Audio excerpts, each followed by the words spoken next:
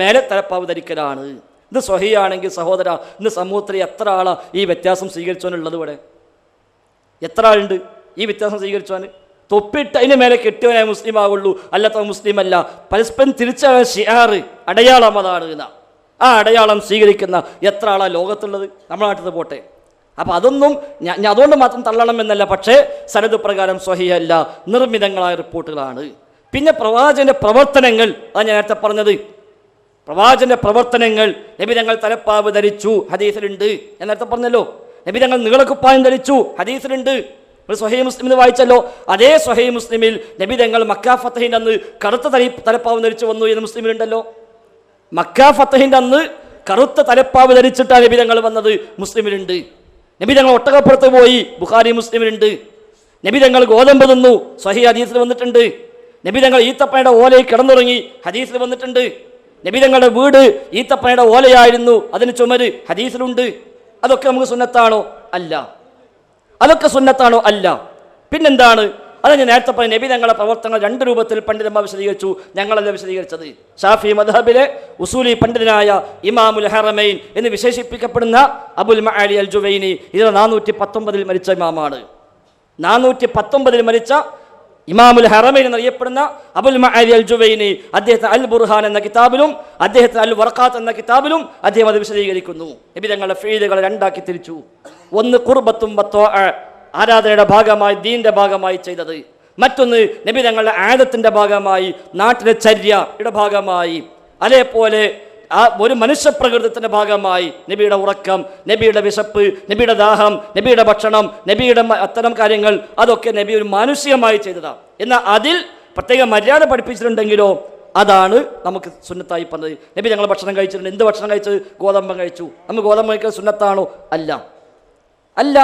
നബി ഞങ്ങൾ വലത്തേ കൈകൊണ്ട് കഴിച്ചു, അത് നമുക്ക് സുന്നത്താണോ? ആണ്. എന്തുകൊണ്ട്? അത് നബി പ്രത്യേകം പറഞ്ഞു. നബി ഞങ്ങൾ ഒട്ടകപ്പാല് കുടിച്ചു, അതുകൊണ്ട് ഒട്ടകപ്പാല് കുടിക്കാൻ സുന്നത്താ? അല്ല. ഹദീസ് ഒരുപാട് വന്നിട്ടുണ്ട്, നബി ഞങ്ങൾ ഒട്ടകപ്പാല് കുടിച്ചു, അതുകൊണ്ട് ഒട്ടകപ്പാല് സുന്നത്തുണ്ടോ? ഇല്ല. എന്നാൽ ഒട്ടകപ്പാല് കുടിക്കുമ്പോൾ എങ്ങനെ കുടിക്കണം അത് ഹദീസിൽ പ്രത്യേകം പഠിപ്പിച്ചു നമ്മളെ, അത് നമ്മൾ ചെയ്യേണ്ടതുണ്ട്. നബി ഞങ്ങൾ ഉറങ്ങിയിട്ടുണ്ട്, അതുകൊണ്ട് ഉറങ്ങൽ സുന്നത്താണോ? അല്ല. എന്നാൽ ഉറങ്ങുമ്പോൾ എന്ത് മര്യാദ വേണം അത് വേറെ പറഞ്ഞു, അത് സ്വീകരിക്കണം. നബി ഞങ്ങൾ നിന്നു, ഇരുന്നു, കിടന്നു, അതൊക്കെ സുന്നത്താണോ? അല്ല. അതാണ് ആദത്ത്, സമ്പ്രദായങ്ങൾ. അതേപോലെ നബി ഞങ്ങൾ മാനുഷികമായി ചെയ്ത കാര്യങ്ങൾ. അപ്പം അതിലൊന്നും അല്ല സുഹൃത്തെ തർക്കമുള്ളത്. ഈ വിഷയം അത് സുന്നത്തായി പറയണമെങ്കിൽ പ്രമാണം ആവശ്യമുണ്ട്. പിന്നെ എല്ലാ ഇമാമിങ്ങളും പറഞ്ഞത് കുറച്ച് കട്ടിക്കൂട്ടിയതുകൊണ്ട് എല്ലാ ഇമാമികളും ഉണ്ടാവില്ല, അതുണ്ടാവില്ല. ആകെ വായിച്ചത് ഇബ്നു ഹൈത്തമിയാണല്ലോ, 900 ശേഷം ജീവിച്ച, അതല്ലേ ഇപ്പം ഇതിന് തെളിവ് പറഞ്ഞത്. അപ്പം എല്ലാ ഇമാമിങ്ങളും പറഞ്ഞതുകൊണ്ട് അതുണ്ടാവില്ല. സുന്നത്താണെന്ന് എല്ലാ ഇമാമികളും പറഞ്ഞിട്ടില്ല. പറഞ്ഞോലും ഉണ്ടില്ല എന്നല്ല, എല്ലാവരും പറഞ്ഞിട്ടില്ല. ഒരു ഇമാമ് പറഞ്ഞതോടുകൂടി അത് സുന്നത്തായി മാറുകയുമില്ല. ലോകത്തൊരു ഇമാമ് പറഞ്ഞുകൊണ്ട് മാത്രം ഒരു സംഗതി സുന്നത്താവില്ല, ഒരു സംഗതി ബിദ്അത്താവില്ല. നേരെ വെച്ച് പ്രമാണമുണ്ടോ, പിൻബലമുണ്ടോ എങ്കിൽ അത് പ്രകാരം അമൽ ചെയ്യണം. ഇല്ലേ എല്ലാ ഇമാമികളും പറഞ്ഞാലും ശരിയല്ല. ഇമാം മാലിക് പറഞ്ഞിട്ടുണ്ട് ശവ്വാൽ 6 നോമ്പ് സുന്നത്തില്ല, അവിടെ സുന്നത്തില്ലാതാക്കുമോ? ഇമാം മാലിക് പറഞ്ഞാൽ ശവ്വാൽ 6 നോമ്പ് സുന്നത്തില്ല, അത് ബിദ്അത്താകുമെന്ന് ഞാൻ ഭയപ്പെടുന്നു എന്നാ. നമ്മളെന്താ ചെയ്യുക? ഇമാം മാലിക് പറഞ്ഞാൽ ശരിയല്ല, ഹദീസ് വന്നു, നമുക്ക് സ്വീകരിക്കാം. അതാണ് ഇതിലെ മാതൃക. അപ്പം ഹദീസ് ഉണ്ടോ, പ്രമാണമുണ്ടോ, തെളിവുണ്ടോ, ഏത് ഇമാമ് പറഞ്ഞാലും പറഞ്ഞില്ലെങ്കിലും അത് നമ്മൾ ചെയ്യണം. തെളിവില്ലേ, ഏത് ഇമാമ് പറഞ്ഞാലും നമുക്കത് ബാധകവുമല്ല. എല്ലാ ഇമാമികളും പാപസുരക്ഷന്മാരല്ല, എല്ലാവരും മഅസൂമികളല്ല. ഗവേഷകന്മാർക്ക് എല്ലാവർക്കും ശരിയെ പറ്റൂ എന്നില്ല. ഗവേഷകന് തെറ്റുപറ്റിയാൽ ഒരു കൂലിയുണ്ട്, ഗവേഷകൻ ശരി പറ്റിയാൽ 2 കൂലിയുമുണ്ട് എന്ന് ഹദീസിൽ പഠിപ്പിക്കപ്പെടുന്നു. ഏതായിരുന്നാലും സൂചിപ്പിച്ച പോലെ മുഖ്യ വിഷയം തൗഹീദുമായി ബന്ധപ്പെട്ടതാണ്. അല്ലാഹു അല്ലാത്ത ആളുകൾ വിളിച്ചു പ്രാർത്ഥിക്കുന്നു. അമ്പിയാക്കളെ, ഔലിയാക്കളെ, മലക്കുകളെ, ജിന്നുകളെ, ശൈത്താന്മാരെ അല്ലാത്തവരെ എല്ലാം വിളിച്ചു പ്രാർത്ഥിക്കുന്ന ശിർക്കൻ ഏർപ്പാട് നമ്മുടെ സമൂഹത്തിലുണ്ട്. അത് ശരിയല്ല, അത് ഇസ്ലാമിന് വിരുദ്ധമാണ്, ഖുർആനിക വിരുദ്ധമാണ്. സ്വർഗം ഹറാമാകുന്ന, നരകം നിർബന്ധമാകുന്ന, എല്ലാ അമലും ബാത്തിലാകുന്ന പ്രവർത്തനമാണ് അത് എന്ന് പ്രമാണങ്ങൾ പരിചയപ്പെടുത്തുന്നു. അതിലാവട്ടെ നമ്മുടെ ചർച്ചകൾ പ്രധാനമായും ഊന്നേണ്ടത്. എന്നാൽ അല്ലാത്തത് പറഞ്ഞുകൂടാ എന്നല്ല, അല്ലാത്തത് പറയാം. പക്ഷേ ആവശ്യമില്ലാത്തത് ബോധ്യപ്പെട്ടിട്ടും പിന്നെയും തൽക്കാലം അങ്ങനെ ജയിക്കാൻ വേണ്ടി നീട്ടിക്കൊണ്ടു പോകുന്നുണ്ടെങ്കിൽ നിങ്ങൾ ജയിച്ചോളി, ഒരു കുഴപ്പമില്ല, ഞങ്ങളത് വേണമെങ്കിൽ ഇവിടുന്ന് പ്രഖ്യാപിക്കും ചെയ്തോളാം, നിങ്ങൾ ജയിച്ചു എന്നുള്ളത്, അത് പ്രശ്നമൊന്നുമില്ല. പക്ഷേ പരലോകത്ത് ജയിക്കാൻ നമ്മൾ നോക്കുക. ദുനിയാവിലെ വിജയമല്ല, അതിനപ്പുറത്ത് ഇത് ദീനാണ്. അവിടെ റസൂലാൻ്റെ പേരിൽ നമ്മൾ സംഭവം പറയുമ്പോൾ അത് സ്വഹിയാണോ അല്ലേ 100% ബോധ്യപ്പെടുത്തണം. ഇവിടെ മൗലൂ ആണ്, നിർമ്മിതമാണ് എന്ന് മുൻകാല അഹ്ലുസുന്നയുടെ പണ്ഡിതന്മാർ തന്നെയും രേഖപ്പെടുത്തി വെച്ചത് ഇത്ര വ്യക്തമായി പറഞ്ഞിട്ട് പിന്നെയും ഖാല റസൂല എന്ന് പറഞ്ഞാൽ അത് റസൂലായുടെ പേരിൽ മനഃപൂർവ്വം കളവുണ്ടാക്കി പറയലാകുമോ എന്ന് നിങ്ങൾ സംശയിക്കണം. നമ്മളൊക്കെ അത് പേടിക്കണം. അള്ളാഹു നമ്മെ കാത്തുരക്ഷിക്കുമാറാവട്ടെ. ഞാൻ നബി സല്ലല്ലാഹു അലൈഹി വസല്ലമയുടെ മേൽ ഒരു കളവും ഞാൻ ഉണ്ടാക്കിയിട്ടില്ല. ഞാൻ മുൻകാലത്തൊരു പണ്ഡിതൻ പറഞ്ഞത് എടുത്തുദ്ധരിച്ചേ ഉള്ളൂ. ഇമാം തൊബറാനി പറഞ്ഞ ഹദീസ് ഞാൻ എടുത്തുദ്ധരിച്ചേ ഉള്ളൂ. ഈ ഇമാം തൊബറാനി പറഞ്ഞ ഈ ഹദീസിന് ഇബ്നുൽ ജൗസി റദ്ദ് അസ്റില്ല എന്ന് പറഞ്ഞിട്ടുണ്ട് എങ്കിൽ ഇതേ ഹദീസിനെ കുറിച്ച് തന്നെ ഇമാം ഹാക്കിം റഹ്മത്തുള്ളാഹി അലൈഹി ഈ ഹദീസ് സഹീഹാണെന്നും പറഞ്ഞിട്ടുണ്ടല്ലോ. അതെന്തേ നിങ്ങൾ വായിക്കാതെ പോയത്?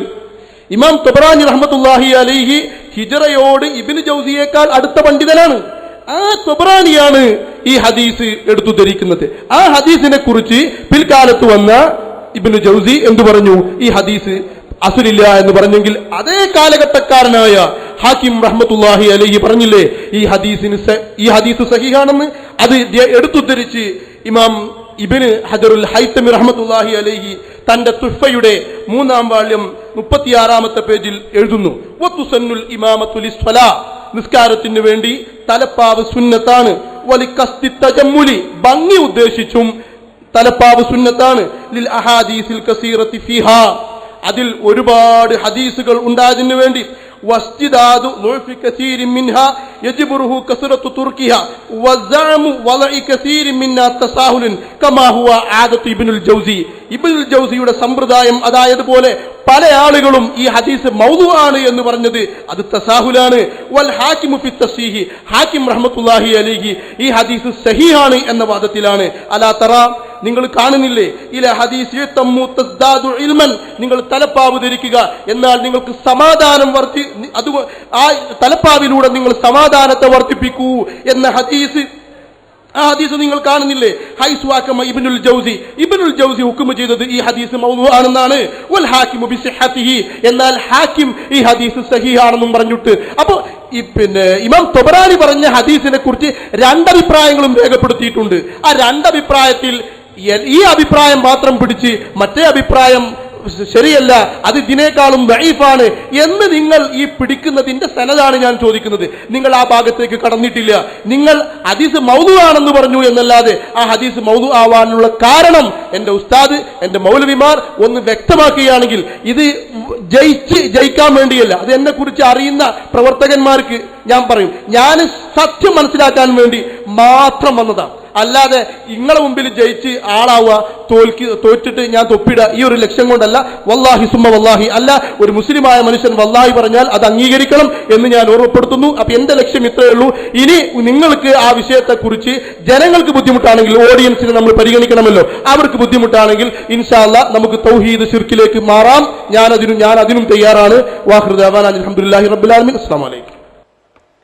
ഇവിടെ സഹോദരൻ ഹാക്കിം ആ ഹദീസ് സ്വഹീഹാക്കിയിട്ടുണ്ട് എന്നാണ് പറഞ്ഞിട്ടുള്ളത്. ഉസൂൽ ഹദീസിൻ്റെ കിതാബ് തദ്രീബു റാവിയോ അല്ലെങ്കിൽ തഖ്രീബോ ഒക്കെ നിങ്ങൾ ഓതിയിട്ടുണ്ടെങ്കിൽ ഹാക്കിമിനെ സംബന്ധിച്ച് ഇമാം സുയൂത്തിയും ഇമാം നവവിയും ഒക്കെ എന്താണ് തസ്ഹീഹിൻ്റെ വിഷയത്തിൽ പറഞ്ഞിട്ടുള്ളത് എന്നൊന്ന് പരിശോധിച്ചാൽ നന്നാകും. ഇമാം ഹാക്കിം സ്വഹീഹാണെന്ന് പറഞ്ഞ ഒരു ഹദീസിനെ മുഹദ്ദിസുകൾ ആരും ഒറ്റയടിക്കത് സ്വീകരിച്ചിട്ടില്ല. അദ്ദേഹം മുത്തസാഹിലാണ്. അതാണ് വിഷയത്തിൽ സൂചിപ്പിക്കാനുള്ളത്. ഇനി ഇത് മൗദൂ ആണെന്ന് പറഞ്ഞ് ഇബ്നുൽ ജൗസി മാത്രമല്ല, ഇബ്നു ഹജർ അസ്ഖലാനി റഹ്മത്തുള്ളാഹി അലൈഹി പറഞ്ഞിട്ടുണ്ട്. അതുപോലെ തന്നെ ഇറാഖി അദ്ദേഹത്തിൻ്റെ ഇഹ്യാഉൻ്റെ തഖ്രീജിൽ വിശദീകരിച്ചിട്ടുണ്ട്. ദാറഖുത്നി വിശദീകരിച്ചിട്ടുണ്ട്. അതുപോലെ തന്നെ ഇമാം അൽ അസ്ദി റഹ്മഹുല്ലാ അദ്ദേഹം പറഞ്ഞു, ഈ ഹദീസിൻ്റെ സനദിൽ അയ്യൂബ് ബിൻ മുദർക്ക് എന്ന് പറയുന്ന വ്യക്തിയുണ്ട്, അയാൾ കെട്ടിയുണ്ടാക്കിയ ഹദീസാണിത്. അതാണ് ഹദീസ് മൗദൂ ആകാനുള്ള കാരണം. അതല്ലാതെ ഞങ്ങൾ മുജാഹിദുകളൊരു ഹദീസ് കിട്ടിയത് മൗദൂ ആക്കിയതല്ല. അയ്യൂബ് ബിൻ മുദർക്ക് എന്ന് പറയുന്ന റാവി ആ ഹദീസിലുള്ളത് കൊണ്ട് അയാൾ കെട്ടിയുണ്ടാക്കിയതാണ് ഈ ഹദീസ് എന്നാണ് ഇമാം അസ്ദി റഹ്മത്തുള്ളാഹി അലൈഹി വിശദീകരിച്ചിട്ടുള്ളത്. അപ്പോൾ ഇനിയും ആ തൊപ്പിമിങ്ങനെ തൂങ്ങി നിൽക്കേണ്ട തൗഹീദുമായി ബന്ധപ്പെട്ട വിഷയങ്ങൾ ആളുകൾക്ക് ഒരുപാട് സംശയങ്ങളുണ്ട്. അത് ആളുകളിലേക്ക് എത്തുന്നത് ഭയം കൊണ്ടാണോ എന്നറിയില്ല. അതിനെ ഇങ്ങനെ പിടിച്ചധികം ഇനി വിശദീകരിക്കേണ്ട ആവശ്യമില്ല. ഇസ്തിഗാസയുമായും തവസ്സുലുമായും അതുപോലെ തന്നെ നബിദിനവുമായും ബന്ധപ്പെട്ടും ആണ്ട് നേർച്ചയും അതുപോലെ തന്നെ മുഹറം മാസം ഇങ്ങനെ ഒരുപാട് വിഷയങ്ങൾ നമ്മൾ പ്രധാനമായും തർക്കത്തിലുള്ള വിഷയങ്ങളുണ്ട്. ആ വിഷയമാണ് ഇവിടെ പ്രധാനമായും ചർച്ചയ്ക്ക് വരേണ്ടത്. ബഹുമാനനായ മൂസാ സലാഹി വിഷയാവതരണത്തിലും ആ കാര്യം തന്നെയാണ് സൂചിപ്പിച്ചത്. ഇനി എൻ്റെ സഹോദരൻ റസൂലുള്ളാഹി സ്വല്ലല്ലാഹു അലൈഹി വസല്ലം പറഞ്ഞൊരു ഹദീസ് കൂടി ഞാൻ ഈ സന്ദർഭത്തിൽ ഓർമ്മപ്പെടുത്തുകയാണ്. റസൂലുള്ളാഹി സ്വല്ലല്ലാഹു അലൈഹി വസല്ലം പറഞ്ഞു, ഒരു ഹദീസ് യുറ അന്നഹു കദീബ്, അത് കളവാണെന്ന് കാണപ്പെടുന്നുണ്ട്. അങ്ങനെയുള്ളൊരു ഹദീസ് ഒരു മനുഷ്യൻ പറഞ്ഞാൽ ഫഹു അഹദുൽ കാദിബൈൻ, അവ രണ്ട് കള്ളന്മാരിൽ ഒരുത്തനാണെന്ന് റസൂലുള്ളാഹി സ്വല്ലല്ലാഹു അലൈഹി വസല്ലം പറഞ്ഞിട്ടുണ്ട്. പ്രവാചകന്റെ പേരിൽ കളവാണെന്ന് ആരോപിക്കപ്പെടുന്ന ഹദീസ് അത് റസൂലുള്ളാഹിന്റെ പേരിൽ കെട്ടിയുണ്ടാക്കി വീണ്ടും പറഞ്ഞാൽ അവൻ രണ്ട് കള്ളന്മാരിൽ ഒരു കള്ളനാണെന്ന് റസൂലുള്ളാഹി സ്വല്ലല്ലാഹു അലൈഹി വസല്ലം ഇമാം മുസ്ലിമിൻ്റെ മുഖദ്ദമയിലെ ഹദീസ് കാണാം. അത് ഒന്നാമത്തത് അത് കെട്ടിയുണ്ടാക്കിയവനാണ്, രണ്ടാമത്തത് കെട്ടിയുണ്ടാക്കി എന്നറിഞ്ഞിട്ടും അത് വീണ്ടും ആളിലേക്ക് പറഞ്ഞു കൊടുക്കുന്നവനാണ്. ഗൗരവമുള്ള വിഷയമാണെന്ന് സുഹൃത്തിനെ ഓർമ്മപ്പെടുത്തുന്നു. ഇൻഷാ അല്ലാഹ് ബാക്കിയുള്ള വിഷയങ്ങൾ നമുക്ക് സമാധാനപരമായി ചർച്ച ചെയ്യാം. സുഖമില്ലാത്ത ഒരാളായതുകൊണ്ടാണ് ഞാൻ എൻ്റെ കാലം സുഖമില്ല, അതുകൊണ്ടാണ് എനിക്ക് അവിടെ പോയി നിന്ന് സംസാരിക്കാൻ വയ്യാത്ത. രണ്ട് കാലം സുഖമില്ലാത്ത ഒരാളാണ്. എനിക്ക് ഇസ്തിഗാസയെ സംബന്ധിച്ചാണ് ചോദിക്കാനുള്ളത്. അതായത് നമ്മുടെ ഓരോ നാടുകളിലും അനവധി പള്ളികളുണ്ട്. ഒരുപാട് ആളുകൾ ആ പള്ളിക്കാടിൽ അന്ത്യവിശ്രമം കൊള്ളുന്നുണ്ട്. ഒരുപാട് ജനങ്ങൾ. എൻ്റെ പിതാവ് മരിച്ചുപോയി, നിങ്ങളുടെ പിതാക്കന്മാരുണ്ടോ ഇല്ലെന്ന് പറയാൻ പറ്റില്ല. എന്താണ് ജനങ്ങൾ ഈ പെരുമ്പടപ്പിലേക്കും മമ്പുറത്തേക്കും അതുപോലെ വലിയ വലിയ ദർഗകളിലേക്കും ജനങ്ങൾ ചെല്ലുന്നതും? അവിടെ ജനങ്ങൾ ഒരു ആത്മശാന്തിക്ക് വേണ്ടിയിട്ടാണല്ലോ അവിടെ ചെല്ലുന്നത്. അവർ നമ്മൾ പിന്നെ ഹുദൂഉം തദല്ലുലും അത് പാടില്ല, അത് തെറ്റാണ്. നമ്മൾ അത് പല മൗലവിമാരിൽ നിന്ന് നമ്മൾ കേട്ട് മനസ്സിലാക്കിയിട്ടുണ്ട്. പക്ഷേ ഈ ഒരുപാട് പള്ളികളിൽ ഒരുപാട് മയ്യത്തുകൾ ഓരോ പള്ളിക്കാടുകളിലുണ്ട്. എന്താണ് ജനങ്ങൾ അവിടെ പോയിട്ട് 10,000 ആളുകൾ പോയിട്ട് അവിടെ ചെന്നിട്ട് അവർക്ക് ഒരു ഉദ്ദേശ സാഫല്യത്തിന് വേണ്ടിയിട്ടാണല്ലോ പോകുന്നത്. ഒരു കാര്യം കിട്ടാതെ അവരവിടെ പോകില്ലല്ലോ. എനിക്ക് അതിനെപ്പറ്റൊന്നും അറിയണം. എൻ്റെ പേര് മൂസക്കുട്ടി, ഞാൻ ഈ നാട്ടുകാരനാണ്, കാഞ്ഞൂർ.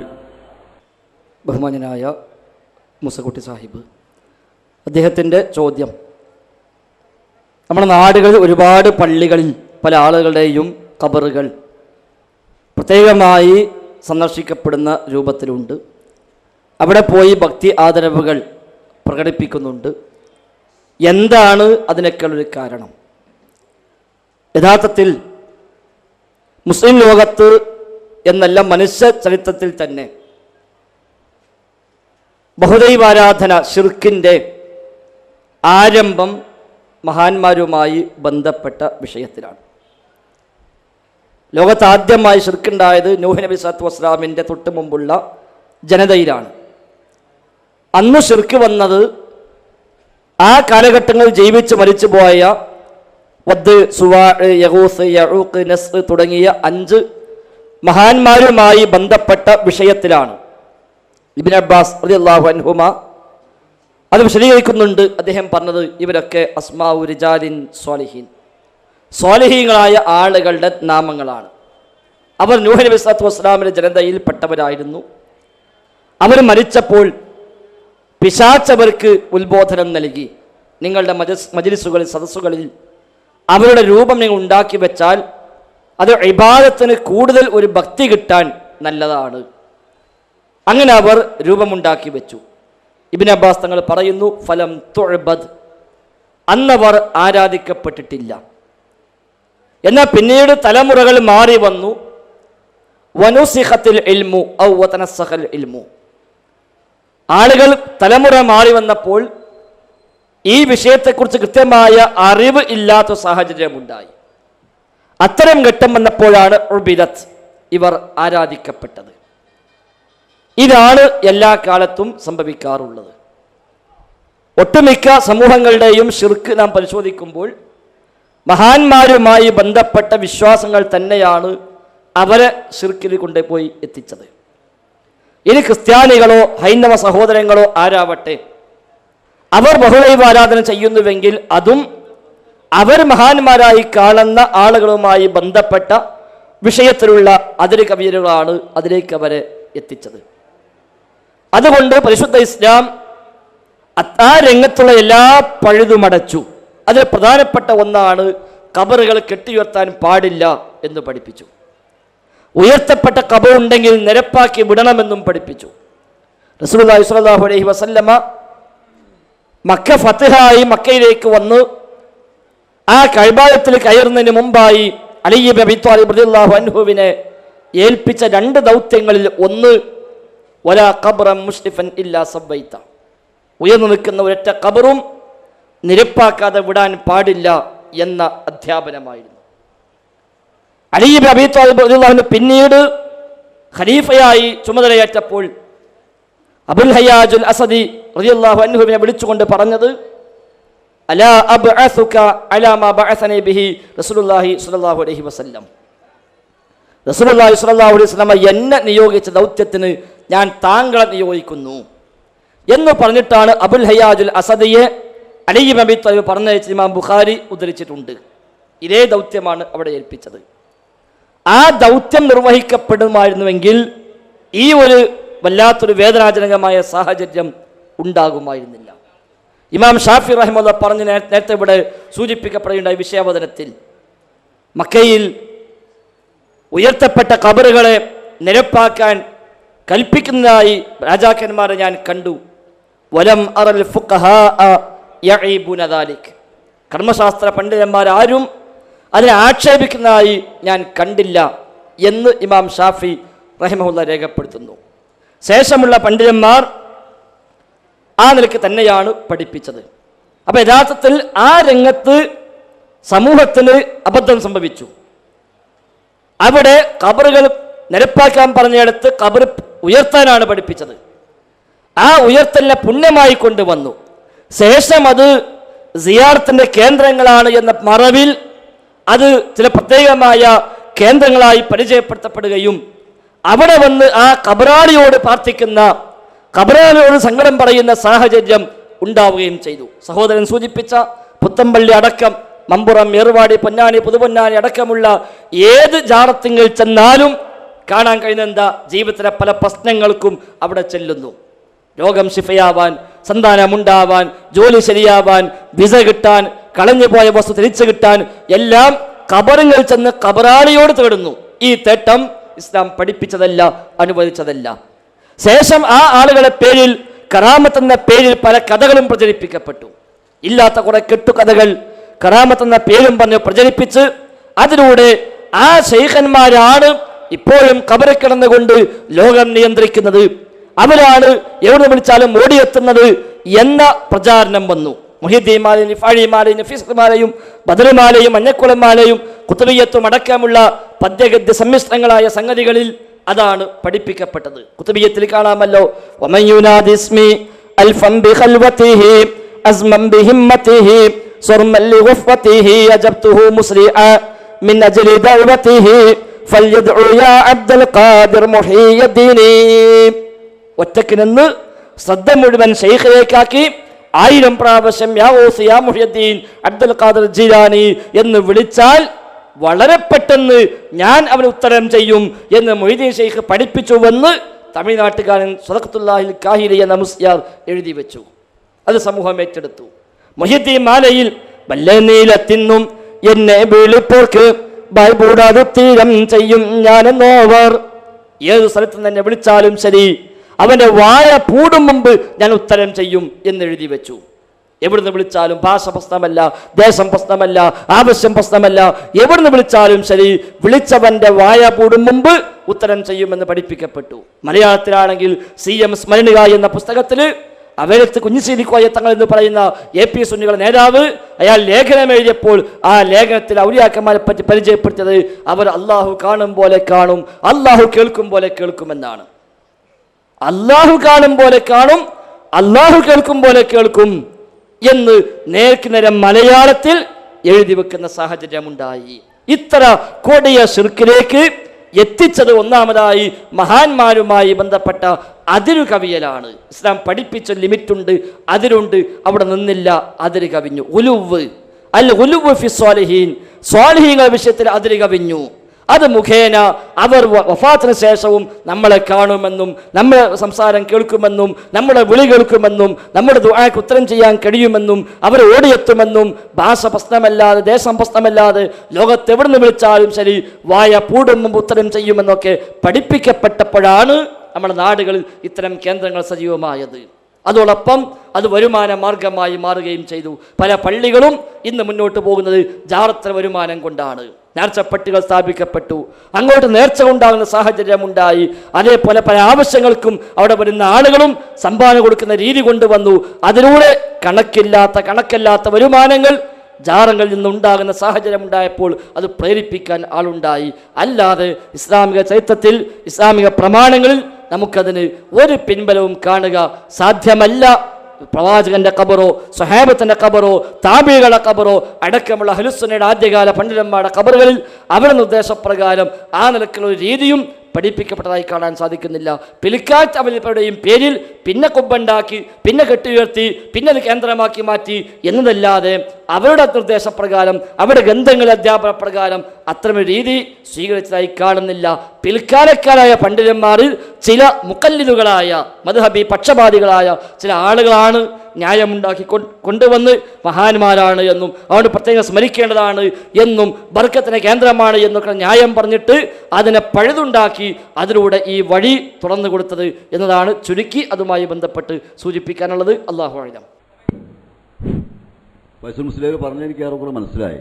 പക്ഷേ ഞാൻ ചോദിച്ച ചോദ്യം, സിയാറത്ത് ചെയ്യുന്നത് അവിടെ ചെന്ന് ജനങ്ങൾ ചെന്നിട്ട് ആ ഖബറിൽ കിടക്കുന്ന ആളുകളോട് എന്നെ സഹായിക്കണേ, എന്നെ രക്ഷപ്പെടുത്തണേ, എന്നെ രോഗം മാറ്റിത്തരണേ, ഇതൊക്കെ അക്സാകായത്തിൽ ഹുദൂവത്തെ ദല്ലൂലി വളരെ താഴ്മയോടും വിനയത്തോടു കൂടിയാണ് ആ വ്യക്തി അവിടെ ചെന്ന് പറയുന്നത്.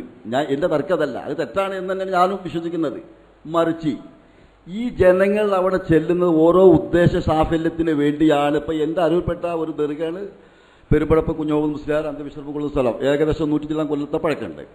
ഇവിടെ ഈ ജനങ്ങൾ ചെന്നിട്ട് ഈ ജനങ്ങൾ അവിടെ ചെന്നിട്ട് ആ കിടക്കുന്ന മഹാനവറുകളോട് സങ്കടം ബോധിപ്പിച്ച് അവർക്ക് ആ ഉദ്ദേശ സാഫല്യം കിട്ടുന്നുണ്ട് എന്നല്ലേ നമുക്ക് വരുത്തി തീർക്കേണ്ടത്. അപ്പോൾ ആ മരിച്ചു കിടക്കുന്ന ആളെ കൊണ്ട് ആ ചോദിക്കുന്ന ആൾക്ക് സഹായം അല്ലെങ്കിൽ ഇപ്പോൾ ഒരു ഡോക്ടറെ നമ്മൾ ചെല്ലുകയാണെങ്കിൽ ഒരു പ്രാവശ്യം പോവും, രണ്ടാമത്തെ പ്രാവശ്യം പോവും. അത് ആ ഡോക്ടറെ കൊണ്ട് പിന്നെ ആ രോഗിക്ക് ആ രോഗം മാറുന്നില്ല, പിന്നെ ആ ഡോക്ടറെ നമ്മൾ പോയില്ലല്ലോ.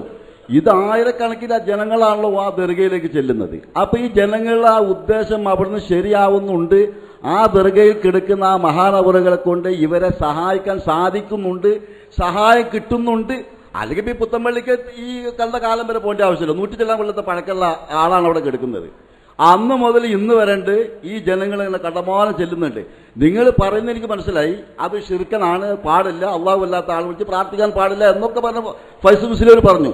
ഈ ദർഗയിൽ കിടക്കുന്ന ആളെ കൊണ്ട് ഈ ചെല്ലുന്ന ആളുകൾക്ക് അവരുടെ ഉദ്ദേശം ശരിയായി കിട്ടുന്നുണ്ട്. അതിന്റെ തെളിവല്ല ഈ ജനങ്ങൾ ഇങ്ങനെ ശരവർഷമില്ലാതെ അവിടെ ചെല്ലുന്നത്. എനിക്ക് അതിന്റെ ഇതാണ് മനസ്സിലായത്.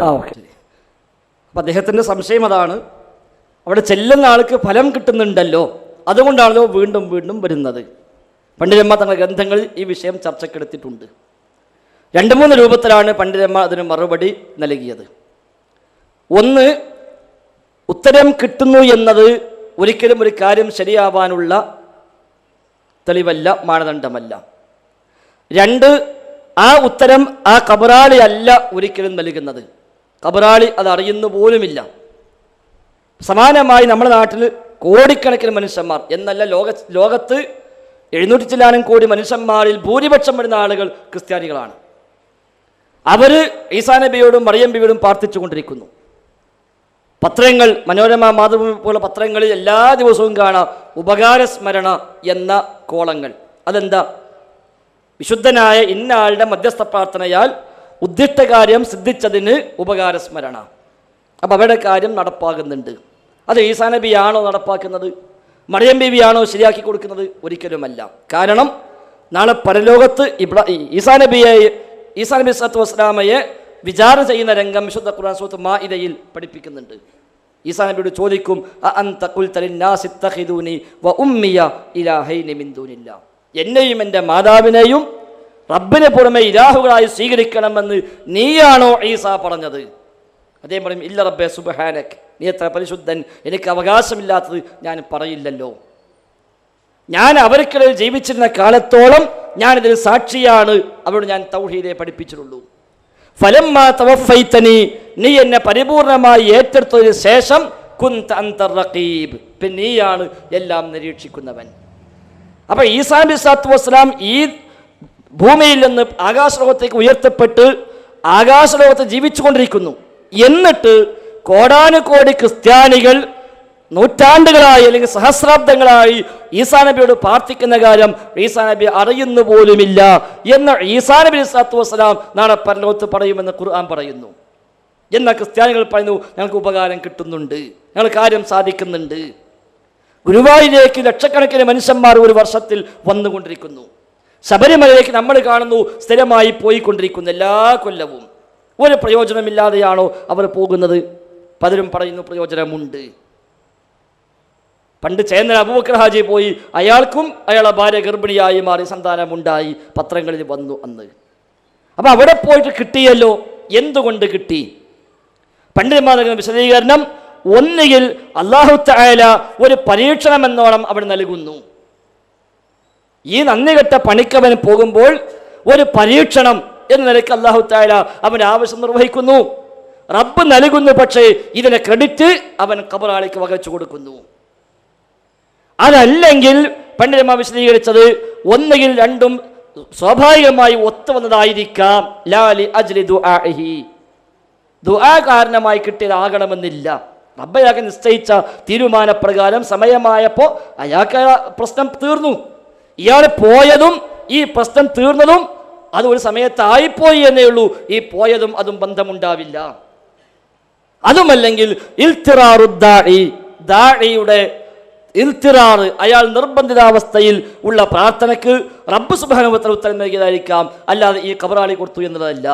എന്നിട്ട് ജലാലുദ്ദീൻ സുയൂത്തി എപ്പോൾ ആളുകൾ പറയുന്നു, വഖദ് കാനൽ കുഫാറു യദ്ഊന ഫയുസ്തജാബു ലഹും മഅ ദുആഇഹിം വ തവസ്സുലിഹിം, അതായത് അവിശ്വാസികളായ ആളുകൾ അവർ പ്രാർത്ഥിക്കുമ്പോൾ അല്ലാഹു തആല അവർക്കും ഉത്തരം കൊടുത്തിട്ടുണ്ട്. അവരുടെ വിഗ്രഹങ്ങളെ മുൻനിർത്തി പ്രാർത്ഥിച്ചിട്ടും ഉത്തരം കിട്ടിയിട്ടുണ്ട്. അത് വിഗ്രഹങ്ങൾ കൊടുത്തതല്ലല്ലോ. ശേഷം സുയൂത്തി റഹിമഹുല്ലാ ഒരു ആയത്തും കൊടുക്കുന്നു, കുല്ലൻ നുമിദ്ദു ഹഉലാഇ വഹഉലാഇ മിൻ അത്വാഇ റബ്ബിക്. എല്ലാവർക്കും അല്ലാഹു തആല തൻ്റെ ഔദാര്യം അങ്ങനെ കൊടുത്തുകൊണ്ടേയിരിക്കും. ആ കൂട്ടത്തിൽ അവരും കിട്ടി എന്നേയുള്ളൂ. നമ്മുടെ നാട്ടിൽ പണ്ട് പറയലോ ചക്കട്ടപ്പം മുയലിട്ടീന്ന്, അതുകൊണ്ട് പിറ്റേന്ന് പോയി ചക്കട്ട കിട്ടിക്കൊള്ളുന്നില്ല. ആയിരക്കണക്കിന് മനുഷ്യന്മാർ വരുമ്പോൾ ഒന്നോ രണ്ടോ മൂന്നോ ആളുകൾക്ക് എന്തെങ്കിലും സംഗതി കിട്ടുന്നു. ഇനി അതിനൊക്കെ അപ്പുറത്ത് അതൊന്നുമല്ലെങ്കിൽ ഒരു പക്ഷേ പിശാച് ചിലപ്പോൾ ചില കോപ്രായങ്ങൾ കാണിക്കും, അവൻ ആ വിശ്വാസം വരക്കിട്ടുറപ്പിക്കാൻ വേണ്ടി. അല്ലാതെ ഖബറിൽ കിടക്കുന്ന ഖബറാളി ഇവൻ്റെ വിളി കേൾക്കുകയോ ആ പ്രശ്നം അറിയുകയോ അതിൽ ഇടപെടുകയോ അത് പരിഹരിക്കുകയോ ചെയ്യുന്നില്ല എന്ന കാര്യം തീർച്ചയാണ്, അത് സാധ്യവുമല്ല. അതുകൊണ്ടാണല്ലോ അല്ലാഹുവിൻ്റെ റസൂലിൻ്റെ വഫാത്തിന് ശേഷം സ്വഹാബിമാരും റസൂലുള്ളാഹിന്റെ ഖബറിൽ ചെന്നിട്ട് നബിയോട്, നബിയെ ഞാൻ രോഗിയാണ്, എനിക്ക് സന്താനങ്ങളില്ല, ഞാൻ കടക്കാരനാണ്, എനിക്ക് ബുദ്ധിമുട്ടുണ്ട് എന്ന് പറഞ്ഞൊരു പ്രശ്നം പറഞ്ഞത് സ്വഹിയായ വഴിയിൽ എവിടെയും ഉദ്ധരിക്കപ്പെട്ടിട്ടില്ല. അവരാരും അത് ചെയ്തിട്ടില്ല. നബിയുടെ ഖബർ ഉണ്ടായിട്ട് ആ ഖബർ നിലകൊള്ളുന്ന റൂമിൽ തന്നെ താമസിച്ച ആയിഷ റളിയല്ലാഹു അൻഹ 48 കൊല്ലത്തോളം ജീവിച്ചിട്ട് ആയിഷ ബീവിക്ക് ജീവിതത്തിൽ പല പ്രശ്നങ്ങളുണ്ടായിട്ട് ആ നബിയെ വിളിച്ചു പറഞ്ഞ ഒരു സംഭവം ഉണ്ടായിട്ടില്ല. ഭരണരംഗത്ത് 4 ഖലീഫമാർക്ക് പല പ്രയാസങ്ങളുണ്ടായിട്ട് അവരാരും ആ വഴി സ്വീകരിച്ചിട്ടില്ല. എങ്കിൽ ഉത്തരം കിട്ടുന്നു എന്നുള്ളത് ഒരു കാര്യം ശരിയാണ് എന്നുള്ള തെളിവല്ല. മാത്രമല്ല തെറ്റായ വഴിക്ക് പോയാലും ചിലപ്പോൾ ആവശ്യം പൂർത്തീകരിക്കപ്പെടാം. പോക്കറ്റ് അടിച്ച പണവുമായി ഹോട്ടലിൽ പോയി ഭക്ഷണം കഴിച്ചാലും വിശപ്പ് മാറും, വ്യഭിചരിച്ചാലും സന്താനമുണ്ടാകും. പക്ഷേ അതുകൊണ്ട് വ്യഭിചാരം ശരിയാന്ന് വരില്ല, അതുകൊണ്ട് പോക്കറ്റടി ന്യായമാണ് എന്ന് വരില്ല. എനിക്ക് ഉത്തരം കിട്ടിയല്ലോ, എനിക്ക് പ്രശ്നം പരിഹരിക്കപ്പെട്ടല്ലോ, 10-15 കൊല്ലമായി കുട്ടികളില്ല, വ്യഭിചരിക്കാൻ പോയതൊരു കുട്ടിയുണ്ടായി, എൻ്റെ പ്രശ്നം തീർന്നു എന്ന് പറഞ്ഞാൽ അതാരും അംഗീകരിക്കില്ല. വിശന്ന് പൊളിയുന്ന ഒരാൾ കട്ടിട്ടാണെങ്കിലും പോയി ഭക്ഷണം കഴിച്ചു വിശപ്പ് മാറി അൽഹംദുലില്ലാഹ് എന്ന് പറഞ്ഞതുകൊണ്ട് ആ മോഷണം ന്യായമായി മാറുകയില്ല. എന്നതുപോലെ തന്നെ ഒരു സംഗതിക്ക് ഫലമുണ്ടോ ഇല്ലേ എന്ന് നോക്കിയിട്ടല്ല അത് ശരിയും തെറ്റും തീരുമാനിക്കപ്പെടുന്നത്. ഇനി ഫലമില്ലെങ്കിൽ ആ കാര്യം ശരിയല്ല എന്ന് വരോ? ഇല്ല. റഹ്മാനായ റബ്ബിനോട് ഒരുപാട് മനുഷ്യന്മാർ ഇതുമായിരുന്നു, പല ആവശ്യം ചോദിച്ചു, പല ആവശ്യങ്ങളും നിറവേറി കിട്ടിയില്ല, അതുകൊണ്ട് ഞാൻ അതിന് ഫലമില്ല എന്ന് പറയാൻ പറ്റുമോ? അതുമില്ല. അതുകൊണ്ട് റഹ്മാനായ റബ്ബാണ് ഉത്തരം നൽകുന്നവൻ, അല്ലാതെ ഒരാൾക്കും ഉത്തരം ചെയ്യാൻ സാധ്യമല്ല. ഗുരുവായി പോയി പ്രാർത്ഥിക്കുന്ന മനുഷ്യൻ്റെ ഭാര്യ ഗർഭിണിയായാൽ ആ ഗർഭത്തെ ശിശുവിനെ നൽകിയത് അള്ളാഹുവാണ്. പുത്തമ്പള്ളിയിൽ പോയി തേടിയവനും ആ പ്രശ്നം പരിഹരിച്ചത് പുത്തമ്പള്ളി ഷെയ്ഖല്ല. ഷെയ്ഖ് അറിഞ്ഞിട്ടില്ല, ഷെയ്ഖ് ആ വിഷയത്തിൽ ഇടപെട്ടിട്ടില്ല. നാളെ പരലോകത്തിന് മുമ്പ് ഷെയ്ഖ് നിഷേധിക്കും. വയൗമൽ ഖിയാമത്തി യക്ഫുറൂന ബിശിർക്കിക്കും. അന്ത്യനാളിൽ ഈ ശിർക്കിനെ പ്രാർത്ഥിക്കപ്പെട്ട ആളുകൾ നിഷേധിക്കുമെന്ന് സൂറത്ത് ഫാത്തിറിൽ പഠിപ്പിക്കുന്നു. അതേപോലെ സൂറത്ത് ഹഖാഫിൽ വഇദാ ഹുശിറ الناس കാനൂ ലഹും അഅദാഅ വകാനൂ ബിഇബാദതിഹിം കാഫിരീൻ. ജനങ്ങൾ ഒരുമിച്ച് കൂട്ടപ്പെട്ട് കഴിഞ്ഞാൽ ആ ആരാധ്യരായ ആളുകൾ, ആരാധിച്ച ആളുകളുടെ ശത്രുക്കളായി മാറും. ഈ ഇബാദത്തിനെ അവർ നിഷേധിക്കുകയും ചെയ്യുമെന്ന് ഖുർആൻ പഠിപ്പിക്കുന്നു. അപ്പോൾ അവരാരും ഇത് അറിയുന്നില്ല, ഇടപെടുന്നില്ല. മമ്പുറത്ത് പോയി പ്രാർത്ഥിച്ച്, പുത്തമ്പള്ളിയിൽ പോയി പ്രാർത്ഥിച്ച് പ്രശ്നം തീർന്നു പോകാൻ വരുമ്പോൾ മമ്പുറത്ത് തങ്ങൾക്കറിയില്ല, അങ്ങനെ ആളുള്ളതും അറിയില്ല, അയാൾ വന്നതും അറിയില്ല, അയാൾക്ക് പ്രശ്നമുള്ളതും അറിയില്ല, ആ പ്രശ്നം ഇപ്പം മാറി എന്നും അറിയില്ല. അങ്ങനത്തെ ആളെ തന്നെ നമ്മുടെ തങ്ങൾക്ക് പരിചയമില്ല എന്നർത്ഥം. അതാണ് പ്രമാണങ്ങളിൽ നിന്ന് മനസ്സിലാകുന്നത്. അല്ലാഹു അഅലം. അസ്സലാമു അലൈക്കും വറഹ്മത്തുള്ളാഹി. എൻ്റെ പേര് അൻവർ സാദ്, കിടപ്പാലാണ് വീട്. കഴിഞ്ഞ സുന്നികളെ മുഖാമുഖത്തിൽ ഞാനൊരു ചോദ്യം ചോദിച്ചിരുന്നു, മരിച്ചവരോട് പ്രാർത്ഥിക്കാനുള്ള തെളിവ്. അതിൽ തെളിവായിട്ട് അലവി സക്കാഫി പറഞ്ഞ ഒരു കാര്യമുണ്ട്. ഹദീസ എന്ന രീതിയിലാണ് പറഞ്ഞത്. ഉമർ അള്ളാഹുവിൻ്റെ കാലത്ത് ജനങ്ങൾക്ക് വരൾച്ച ബാധിച്ചപ്പോൾ ഒരാൾ നബി സല്ലല്ലാഹു അലൈഹി വസല്ലമയുടെ ഖബറിൽ സമീപം വന്ന് പറഞ്ഞു, ജനങ്ങളാകെ നശിച്ചു, അവർ മഴയില്ലാതെ വിഷമിക്കുന്നു, അവർക്ക് വേണ്ടി അങ്ങ് മഴയെ തേടിയാലും. പിന്നീട് അയാൾക്ക് ആ ഒരു ഹദീസ് എന്ന രീതിയിലാണ് പറഞ്ഞത്. അത് ഹദീസാണോ അല്ലെങ്കിൽ എന്താണ് അതിൻ്റെ വിശദീകരണം? അള്ളാഹു അല്ലാത്ത ആളുകൾ വിളിച്ചു തേടാൻ തെളിവായിക്കൊണ്ട് സാധാരണയായി മുസ്ലിയാക്കന്മാർ പറയാറുള്ള മാസ്റ്റർ പീസ് എന്ന് വിശേഷിപ്പിക്കപ്പെടുന്ന 3-4 തെളിവുകളിൽപ്പെട്ട ഒന്നാണ് ഇത്. നബി തങ്ങളുടെ ഖബറിൽ വന്ന് ഒരാൾ, നബിയെ നിങ്ങളെ ഉമ്മത്ത് നശിക്കാൻ പോകുന്നു, നിങ്ങൾ മഴയ്ക്ക് വേണ്ടി തേടണം എന്ന് പറഞ്ഞു എന്ന റിപ്പോർട്ട്. ഹദീസ് എന്ന് പറയാൻ പറ്റൂല, അത് നബിയുടെയോ സ്വഹാബിമാരുടെയോ വാക്കുകളല്ല. ഒരാൾ അങ്ങനെ വന്ന് ചെയ്തു എന്ന സംഭവം റിപ്പോർട്ട് ചെയ്യപ്പെടുന്നു. ഇമാം ബൈഹഖി ഉദ്ധരിച്ചിട്ടുണ്ട്, ഇബ്നു അബീ ഷൈബ തൻ്റെ മുസന്നഫിൽ ഉദ്ധരിച്ചിട്ടുണ്ട്. അത് രണ്ടിലുമാണ് അത് അടിസ്ഥാനപരമായി ഉദ്ധരിക്കപ്പെട്ടത്. പിന്നെ അതിൽ നിന്ന് അവലംബിച്ചുകൊണ്ട് പിൽക്കാലത്ത് ചില ചരിത്ര ഗ്രന്ഥങ്ങളിലും അതേപോലെ ഹദീസ് വ്യാഖ്യാന ഗ്രന്ഥങ്ങളിലും അത് സ്ഥാനം പിടിച്ചിട്ടുണ്ട്. ഉദാഹരണമായി ഇബ്നു കസീർ റഹിമഹുള്ളയുടെ അൽ ബിദായത്ത് വൻ നിഹായ എന്ന ഗ്രന്ഥത്തിൽ അതുണ്ട്. ഫതുഹുൽ ബാരിയിൽ ആ ഭാഗത്തിൻ്റെ ഒരു ഭാഗം അതിൽ പരാമർശിച്ചു പോയിട്ടുണ്ട്.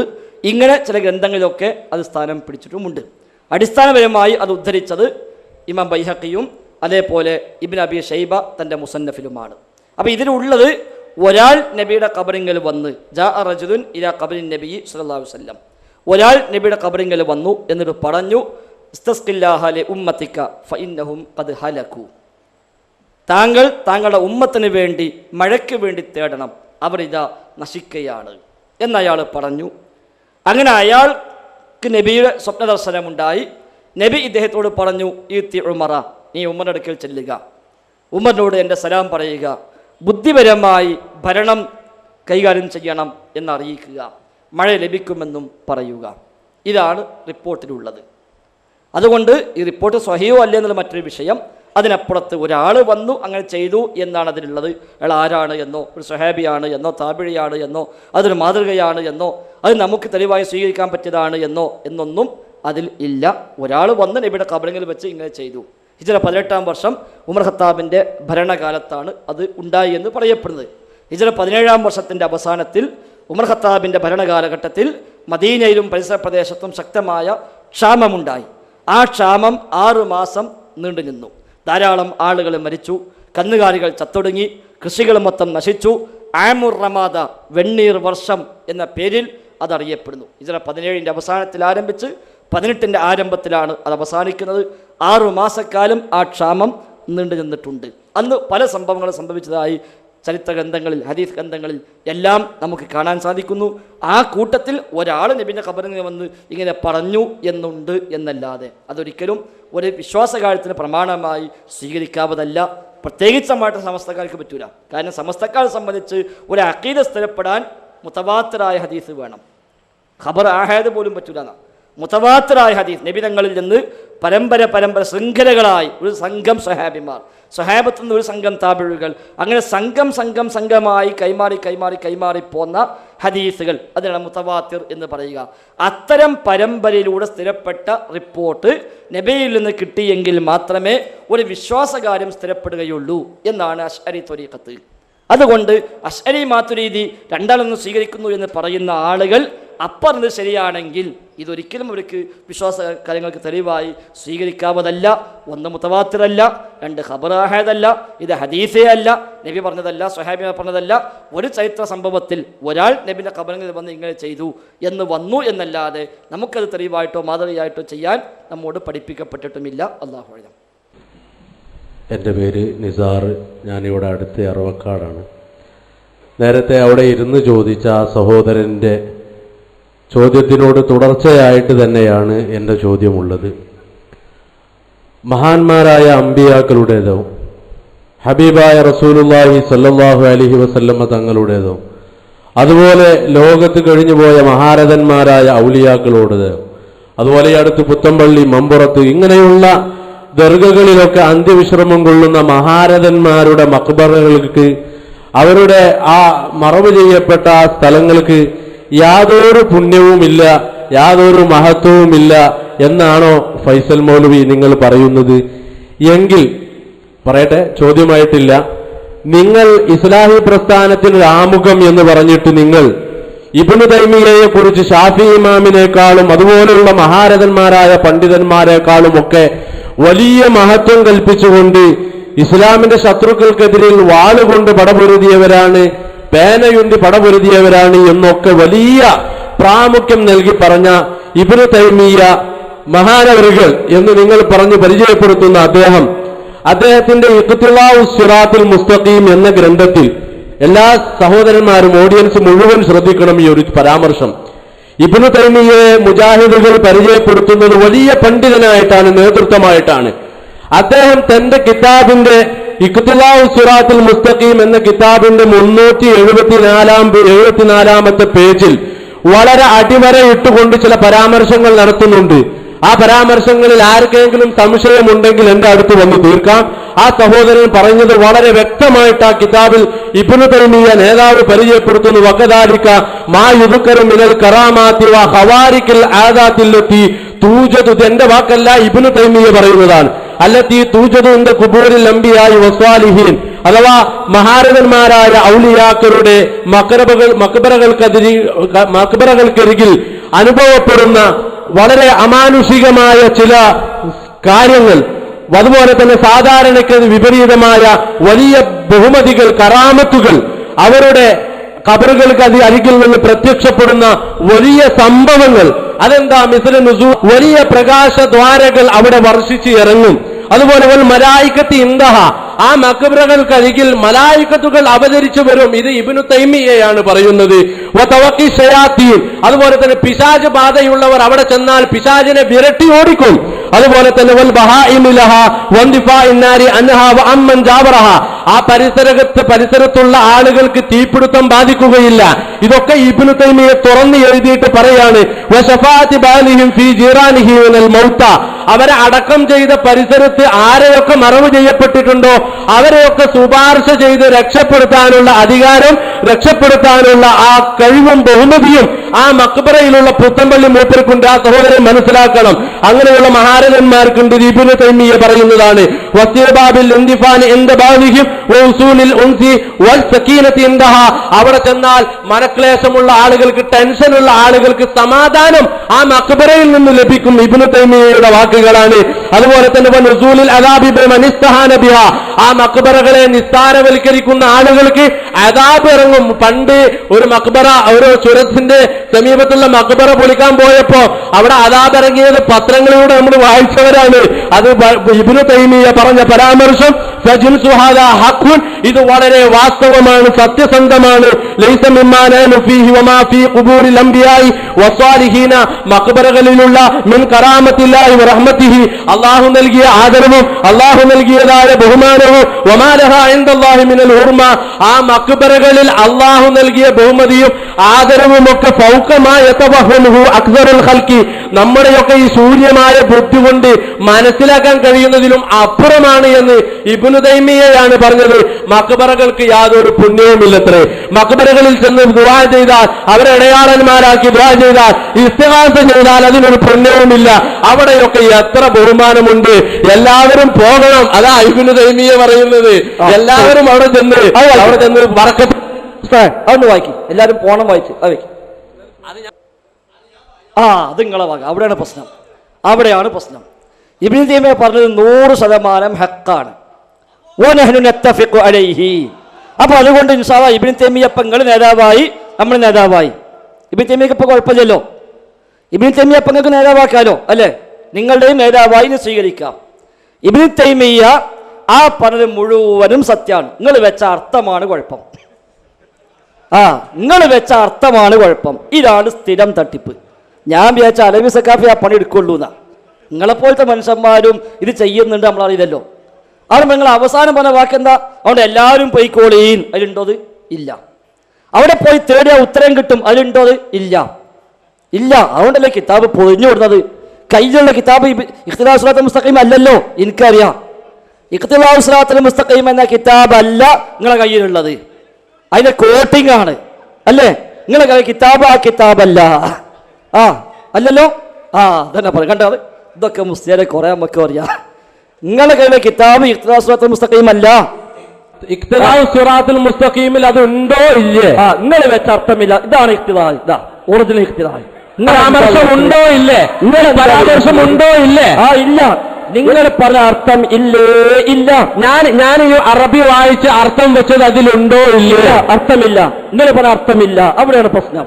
ഇഖ്തിലാഉ സിറാത്തുൽ മുസ്തഖീമിൽ ഇബ്നു തൈമിയ്യ ഞാൻ ഈ പറഞ്ഞ ഞാൻ വായിക്കാം. ഉള്ളത് ഞാൻ വായിക്കാം. വേണ്ട, ഒരു കുഴപ്പം. ഒരു മിനിറ്റ്. ഇനി ഞാൻ വായിച്ചോളാം. ഇനി ഞാൻ വായിക്കാം. നിങ്ങൾ വായിച്ചല്ലോ. തൈമിയ്യ പറഞ്ഞത് ഞാൻ വായിക്കാം. ഞാൻ വായിച്ചോ. അതിന് ശേഷം നിങ്ങൾ പറഞ്ഞാൽ മതി ഉണ്ടോ ഇല്ലയോ. ആയിക്കോട്ടെ. നിങ്ങൾ വായിച്ചതുണ്ട്, നിങ്ങൾ വെച്ച അർത്ഥമില്ല. ഇനി ശ്രദ്ധിച്ചോളി. ഇനി ശ്രദ്ധിച്ചോളി. ഇരിക്കെ മുസ്ലിയാരെ, ഇനി കേക്ക്. നിങ്ങളുടെ ഇഖ്തിലാഇല്ലല്ലോ. എന്റെ ഇഖ്തിലാഉണ്ട്. നിങ്ങളുടെ കയ്യിൽ ഇഖ്തിലാഇല്ല. നിങ്ങളെ മോലേമാരെ ബുക്ക് അതല്ലേ മുസ്ലിയാരെ പൊതിഞ്ഞു കൊടുക്കുന്നത്. അവിടെ ഇരിക്കേ. അതെ മുമ്പിലാള് ഇരിക്കാൻ പറയും. അദ്ദേഹം കേൾക്കട്ടെ. ഇരിക്കേ. നമുക്ക് അൽഹംദുലില്ലാ അതൊക്കെ വേണ്ടത്. അൽഹംദുലില്ലാ നമ്മൾ നിങ്ങൾ പോരുമ്പോൾ വരെ ഖൈറിന് വേണ്ടി പ്രാർത്ഥിച്ചു പോകുന്ന അൽഹംദുലില്ലാ കിട്ടി. ഇനി ഇരിക്കേ. എല്ലാം ശ്രദ്ധിക്കുക. എല്ലാവരും ശ്രദ്ധിച്ചോളി. ഇൻഷാ അല്ലാഹ് വിഷയം പഠിക്കാൻ നല്ല അവസരം. അപ്പൊ ഏതായിരുന്നാലും ആ കാരണവരിക്ക് നിങ്ങൾ ഇരുന്നോളി. നമ്മൾ പറയാൻ വന്നതന്നെയാണ്. പറയാൻ തന്നെ വന്നുകൊണ്ട് പറഞ്ഞിട്ട് തന്നെ പോവുള്ളൂ.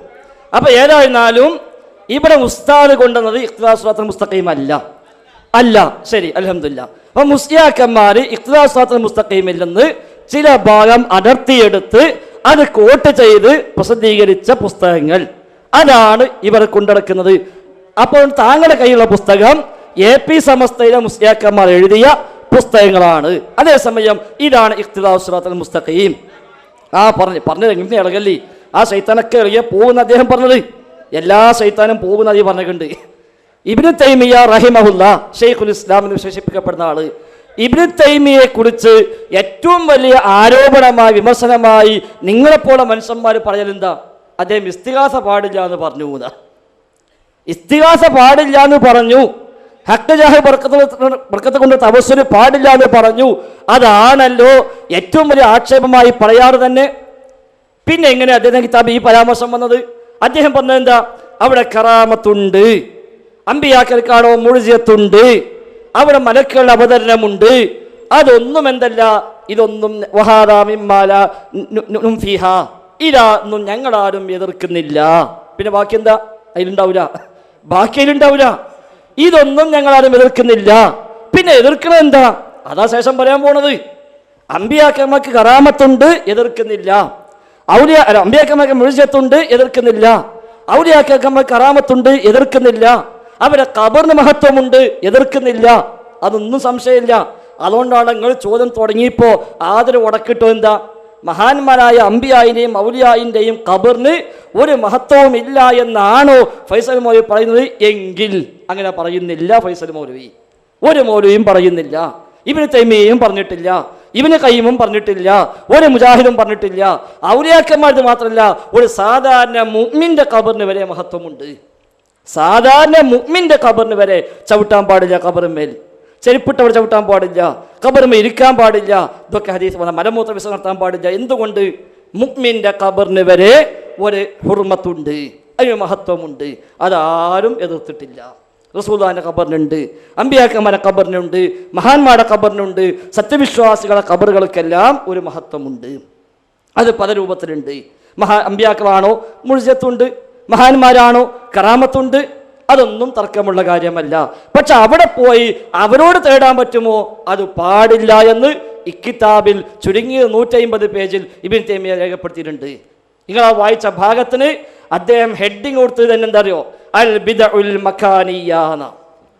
അൽ ബിദഉൽ മക്കാനിയ്യ, ചില സ്ഥലങ്ങളുമായി ബന്ധപ്പെട്ട് നടക്കുന്ന ബിദ്അത്തുകൾ, ചില സ്ഥലങ്ങളുമായി ബന്ധപ്പെട്ട് നടക്കുന്ന ബിദ്അത്തുകൾ എന്ന് പറഞ്ഞിട്ട് ചില സ്ഥലങ്ങൾ അദ്ദേഹം പരിചയപ്പെടുത്തുകയാണ്. ആ കൂട്ടത്തിലാണ് അദ്ദേഹം എന്തു പറഞ്ഞത്? ഖബറുകളെ വിശേഷിപ്പിച്ചത്. ഖബറുകൾ എന്ന് അദ്ദേഹം പറയാ, ആ കൂട്ടത്തിൽ ധാരാളം ഖബറുണ്ട്. ചിലത് ചില അമ്പിയാക്കന്മാരെ പേരിൽ പ്രചരിപ്പിക്കപ്പെടുന്നു, ചിലത് പേരറിയാതെ പ്രചരിപ്പിക്കപ്പെടുന്നു. ഇങ്ങനെ ചില ഖബറുകൾ നാട്ടിൽ നടക്കുന്നുണ്ട്. എന്നാൽ അതൊന്നും ശരിയല്ല. ഞാൻ വായിച്ചുതരാം. അത് കുറഞ്ഞപ്പോൾ പോലും പ്രതീക്ഷിച്ചില്ല, അത്ര ഉപകാരപ്പെടുന്നത്. അവിടുന്ന് ആരംഭിക്കുന്നത് 2 വകുപ്പ്. ഇദ്ദേഹം അതിൽ 4 വകുപ്പ് പറഞ്ഞു. 1 സമയവുമായി ബന്ധപ്പെട്ട ബിദ്അത്ത്, 2 സ്ഥലവുമായി ബന്ധപ്പെട്ട ബിദ്അത്ത്. എന്നാൽ അത് രണ്ടിനെയും രണ്ടാക്കി തിരിച്ചു. സമയവുമായി ബന്ധപ്പെട്ട ബിദ്അത്ത് അത് 2 രൂപത്തിൽ കാണാം. 1 ഇസ്ലാമിൽ സവിശേഷതയുള്ള സമയം, പക്ഷേ അത് പ്രത്യേകം ആഘോഷിക്കാൻ പറഞ്ഞിട്ടില്ല. 2 ഇസ്ലാമിൽ സവിശേഷത പറയാത്ത സമയം, അത് ആഘോഷിക്കാൻ പറഞ്ഞിട്ടില്ല. അങ്ങനെ 2 എണ്ണം. മക്കാൻ സ്ഥലവുമായി ബന്ധപ്പെട്ട് 2 എണ്ണം. 1 സവിശേഷതയുള്ള സ്ഥലങ്ങൾ, പക്ഷേ അത് ഈദാക്കാൻ പഠിപ്പിച്ചിട്ടില്ല. 2 സവിശേഷത ഇല്ലാത്ത സ്ഥലങ്ങൾ, അതിനെയും ഈദാക്കാൻ പറ്റൂല. എന്നിട്ട് പറയാം രണ്ടാമത്തെ വകുപ്പ് ഏതായോ? സവിശേഷതയുള്ള സ്ഥലങ്ങൾ, ഖുസൂസിയത്തുള്ള സ്ഥലങ്ങൾ. ലാകിൻ ലാ യഖ്തലി ഇത്തിഖാദുഹാ ഈദാ വലസ്സലാത്തു വനഹ്വിഹാ മിൻ ഇബാദാത്തി ഇൻദഹു. നിങ്ങളെ വക്കിലുണ്ടാവില്ല അത്. എന്താ പറഞ്ഞത്? സ്ഥലത്തിന് പ്രത്യേകതയുണ്ട്, പക്ഷേ ആ പ്രത്യേകത ഉണ്ട് എന്നതുകൊണ്ട് അവിടെ നമസ്കരിക്കാൻ പറ്റൂല, അവിടെ ആഘോഷ കേന്ദ്രമാക്കാൻ പറ്റൂല. വനഹ്വിഹാ മിൻ ഇബാദാത്തി, നമസ്കാരം പോലുള്ള മറ്റു ഇബാദത്തുകളും പാടില്ല. ഇൻദഹു, അതിന് സമീപത്ത് വെച്ച്. ഫമിൻ ഹാദിഹിൽ അംകിന, ഈ ഇത്തരം സ്ഥലങ്ങളിൽ പെട്ടതാണ് ഖുബൂറുൽ അംബിയാഇ വസ്സാലിഹീൻ, അമ്പിയാക്കന്മാരെ ഖബറുകൾ, സ്വാലിഹീങ്ങളുടെ ഖബറുകൾ. സവിശേഷതയുണ്ട്, പക്ഷെ അത് ആരാധനാ കേന്ദ്രമാക്കിക്കൂടാ, അവിടെ നിസ്കരിച്ചുകൂടാ, അവിടെ പ്രാർത്ഥിച്ചുകൂടാ, അവിടെ ഉത്സവ കേന്ദ്രമാക്കി ആഘോഷ കേന്ദ്രമാക്കി മാറ്റാനും പാടില്ല. വഖദ് ജാഅനി നബി സ്വല്ലല്ലാഹു അലൈഹി വസല്ലം, നബി തങ്ങളിൽ നിന്ന് വന്നിരിക്കുന്നു, വസ്സലഫി, സലഫുകളിൽ നിന്നും വന്നിരിക്കുന്നു, അന്നഹ്യു അൻ ഇത്തിഖാദിഹാ ഈദാ, ഇത് ആഘോഷമാക്കുന്നതിനെ വിലക്കി കൊണ്ടുവന്നിട്ടുണ്ട്. മാത്രവുമല്ല ഉമൂമൻ വഖുസൂസ, പൊതുവായും പറഞ്ഞിട്ടുണ്ട്, പ്രത്യേകമായും പറഞ്ഞിട്ടുണ്ട്. വബയ്യനൂ മഅനൽ ഈദി, ആ ഈദിന്റെ ഉദ്ദേശം എന്താണ് എന്നും അവർ വ്യക്തമാക്കിയിട്ടുണ്ട്. ഇനി ഉമൂമായത് പറയാം, മൊത്തത്തിൽ നബി തങ്ങൾ പറഞ്ഞു, ലാ തജഅലൂ ബുയൂതകും ഖുബൂറ വലാ തജഅലൂ ഖബ്രി ഈദ വസല്ലു അലയ്യ ഫഇന്ന സ്വലാതകും തബ്ലുഗ്നി ഹൈസുമാ കുൻതും എന്ന ഹദീസ് പറഞ്ഞു. നിങ്ങളെ വീട് ഖബർസ്ഥാനാക്കാൻ പാടില്ല. രണ്ടാമത്തെ ഹദീസ് കൊടുത്തത്, അതിന് പണ്ഡിതന്മാർ വിശദീകരണം കൊടുത്തു ഹദീസിനെ കുറിച്ച്. ശേഷം പറയുന്നു, വകുലു ജുംലത്തി മിൻ ഹാദിൽ ഹദീസി റുവിയത് അൻ നബി സ്വല്ലല്ലാഹു അലൈഹി വസല്ലം ബി അസാനീദ മഅറൂഫ വഇന്നമൽ വറദു ഹുനാ അന്നഹ്യു അൻ ഇത്തിഖാദിഹി ഈദാ. മഅറൂഫായ സനദോടുകൂടി ഈ ഹദീസിന്റെ എല്ലാ വാചകങ്ങളും ഉദ്ധരിക്കപ്പെട്ടിരിക്കുന്നു. അതുകൊണ്ട് ഈദാക്കാൻ പാടില്ല. പിന്നെയും അദ്ദേഹം ഹദീസ് കൊടുക്കുന്നു. ശേഷം ഒക്കെ പറഞ്ഞു, ഇങ്ങോളി. ശേഷം നബി തങ്ങളുടെ ഖബറിനെ പറ്റി പറഞ്ഞു, അന്ന ഖബർ നബി സ്വല്ലല്ലാഹു അലൈഹി വസല്ലം അഫ്ളലു ഖബറിൻ അലാ വജ്ഹിൽ അർളി, നബിയുടെ ഖബർ ഭൂമുഖത്തെ ഖബറിന്റെ കൂട്ടത്തിൽ ഏറ്റവും അഫ്ളലായ ഖബറാണ്, ശ്രേഷ്ഠമായ ഖബറാണ്. വഖദ് നഹാ അൻ ഇത്തിഖാദിഹി ഈദാ, അതിനെയും ഈദാക്കാൻ പാടില്ല എന്ന് നബി തങ്ങൾ പറഞ്ഞിരിക്കുന്നു. ഹദീസ് ഏതാ? ഇജ്അലൂ മിൻ സ്വയാത്തികും ഫീ ബുയൂത്തികും വലാ തത്തഖിദുഹാ ഖുബൂറ എന്ന് പറഞ്ഞ ഹദീസും അതേപോലെ വലാ തജ്അലൂ ഖബ്രി ഈദാ, എൻ്റെ ഖബർ ആഘോഷ കേന്ദ്രമാക്കാൻ പാടില്ല എന്നും പറഞ്ഞിരിക്കുന്നു. പിന്നെ സ്വഹാബത്തിൻ്റെ ഇത് പറഞ്ഞു, താബീങ്ങൾ ഇത് പറഞ്ഞു. അതൊക്കെ സവിശേഷത ഉണ്ടെങ്കിലും ഈ വക പണിക്ക് അവിടെ പഠിപ്പിച്ചിട്ടില്ല. എന്നൊരു അവസാനം പറയാ വസിയാറത്തുൽ ഖുബൂരി ജായിസത്തുൻ ഫിൽ ജുംല. മൊത്തത്തിൽ പറഞ്ഞാൽ ഖബർ സിയാറത്ത് ജായിസാണ്. ഹത്താ ഖുബൂറുൽ കുഫാർ, അവിശ്വാസികളുടെ ഖബർ വരെ സന്ദർശിക്കൽ അനുവദനീയമാണ്. കാരണം ഇമാം മുസ്ലിമിന്റെ സ്വഹീഹിൽ അതിൽ തെളിവ് വന്നിട്ടുണ്ട് എന്ന് പറയാ ഹദീസും കൊടുക്കുന്നു. എന്നിട്ട് ശേഷം അദ്ദേഹം പറയാ ഇനി ആ സിയാറത്തിന് യാത്ര പോകാൻ പറ്റുമോ? പറ്റൂല, അതും പറഞ്ഞു. അവസാനം പറഞ്ഞു ഇതല്ലാത്ത കുറെ മുഹ്ദസാത്തുകൾ ഇന്ന് സമൂഹത്തിലുണ്ട്. അതെന്താ? ഒന്ന് അസ്സലാത്തു ഇൻദൽ ഖുബൂരി മുത്ലഖ, ഖബറിനടുത്ത് വെച്ച് നിസ്കരിക്കുന്നു. വത്തിഖാദുഹ മസാജിദ, അതിനെ ആരാധനാ കേന്ദ്രമാക്കുന്നു. ഔ ബിനാഉൽ മസാജിദ് അലൈഹ, അലി ഖബറിന് മേൽ ആരാധനാലയം നിർമ്മിക്കുന്നു. ഇതൊക്കെ വഖദ് തവാതറത്തിൻ നുസൂസു അനിൻ നബി സ്വല്ലല്ലാഹു അലൈഹി വസല്ലം ബിന്നഹി അൻ ദാലിക, ഇതൊക്കെ പാടില്ല എന്ന് മുതവാത്തിറായി വന്നിരിക്കുന്നു. മുതവാത്തിറായി വന്നിരിക്കുന്നു. നിങ്ങൾ എന്താ മനസ്സിലാക്കിയത്? ഞങ്ങളാണ് ഇത് കാണാൻ നടക്കുക എന്നൊരു അവസാനം ഇതൊക്കെ പറഞ്ഞ ശേഷം അദ്ദേഹം പറയാ എന്നാൽ ഇതേപോലെ മറ്റൊരുപാട് പണി സമൂഹത്തിലുണ്ട്. അതെന്താ? എണ്ണി പറയുന്നു. ഒന്ന്, അദ്ദേഹം പറയുന്നു ഇങ്ങനെ കെട്ടിയുയർത്തിയ ഖബറുണ്ടായുള്ള പ്രശ്നം എന്താ? ഒന്ന്, അത് മറ്റുള്ള ആളുകളെ മറവ് ചെയ്യാൻ കിട്ടാത്ത വിധം അത് റിസർവ് ചെയ്ത് തടയപ്പെട്ടു പോകും, അത് പാടില്ല.